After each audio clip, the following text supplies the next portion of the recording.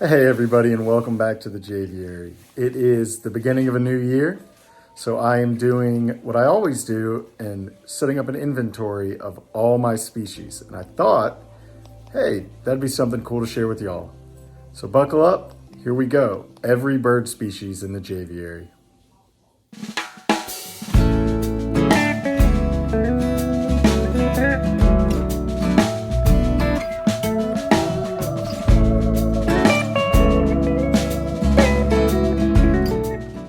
So the first way I sort all my birds is by their geography. A lot of my species are from Australia, primarily the Kimberley region in northwest Australia. I'd love to visit there someday. And the first Australian species we're going to see today is the Goulian finch, probably a fan favorite.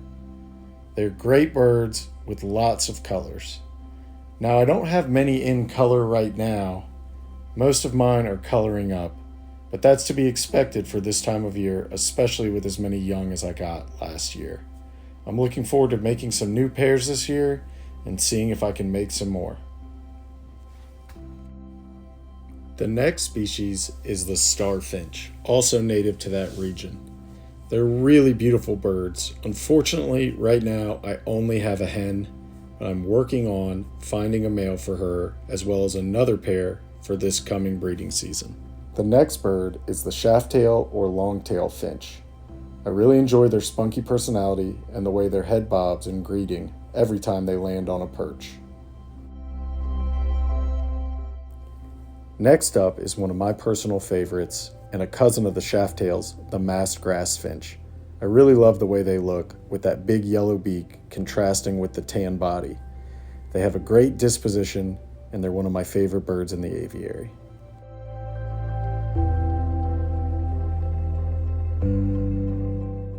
In my opinion, the zebra finch is one of the best beginner birds for any aviculturalist.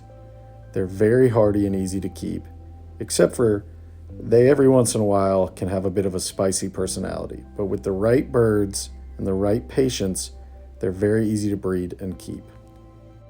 Another one of my favorites is this bird that's also very easy to breed and keep. Even though they're not finches, they do very well in a mixed aviary. All they want to do is what this hen here is doing, make more diamond doves. Another fan favorite is the budgie, or parakeet in U.S. aviculture. Unfortunately, these very intelligent birds often get mistreated or overlooked because of their size and relatively low cost, but they're really smart and really fun to keep. Just like these cockatiels, they make a little bit of noise, but they're not that big and they're not very demanding to keep. Both parrots would be a great first hookbill for almost anyone, even though they're really not suited for a mixed aviary.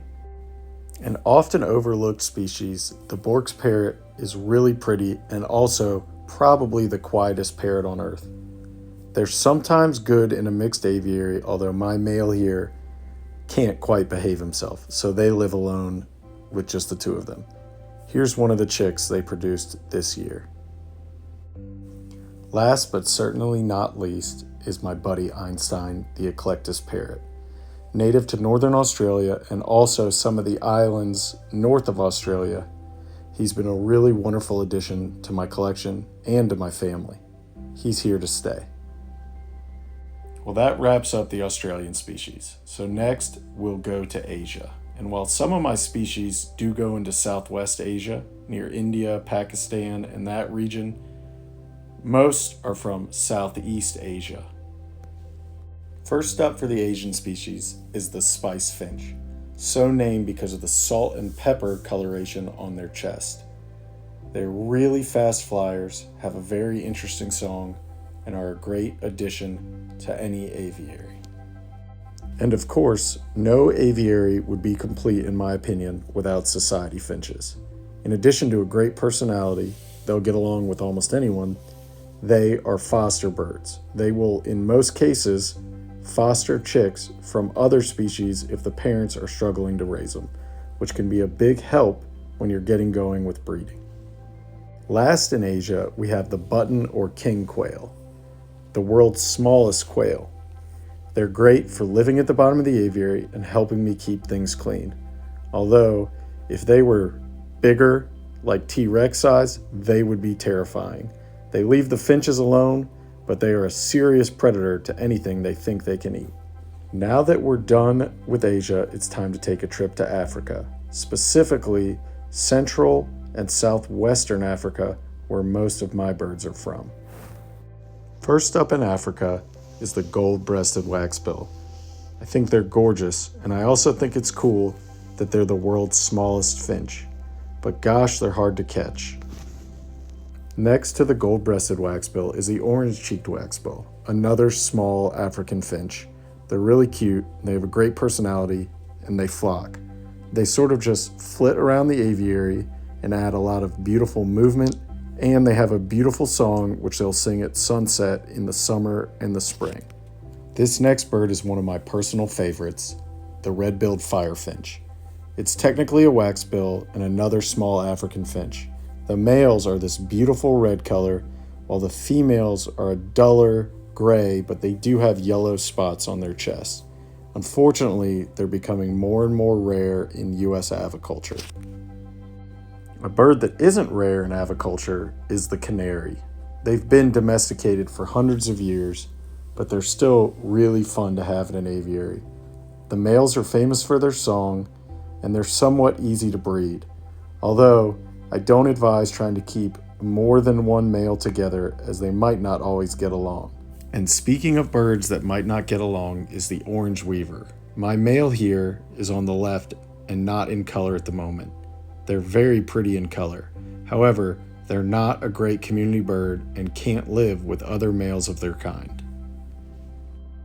Well, everybody, I hope you enjoyed the rundown of the species I currently keep in the aviary. Einstein and I will be here all year, and if you're interested in seeing what happens this year, don't forget to hit that like and subscribe button. Thanks, flock, and I'll catch you next time. Birds in the sky keeping me down.